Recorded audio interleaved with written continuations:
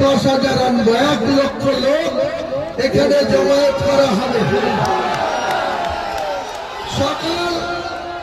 সকাল 10টা থেকে শুরু হবে, দুপুরে 2 ঘন্টা বা 3 ঘন্টা লাঞ্চ ব্রেক করা হবে, 5টার মধ্যে সেই কর্মসূচি সমাপ্ত করা হবে।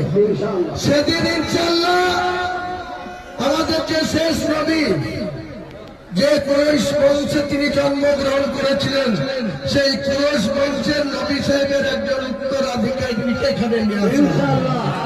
এইসব চক্রান্তকারীদের যোগ্য জবাব দেওয়ার জন্য আমি সেদিনকে হাজির করব পবিত্র মক্কা থেকে কুরাইশি বংশের নবী সাহেবের বংশের উত্তরসূরি একজন ইমাম। কালকেই কথা হয়েছে, এই কোন চক্রান্ত আপনারা যদি এইভাবে যেভাবে আপনারা বিনা দাওয়াতে, বিনা ইনভাইটে, বিনা আপ্যায়নে যেভাবে ইসলামকে আরো শক্তিশালী করার উদ্দেশ্যে এই মাঠের মধ্যে আপনাদের প্রচুর আল্লাহর ঘর থাকতে, মসজিদ থাকতে আপনারা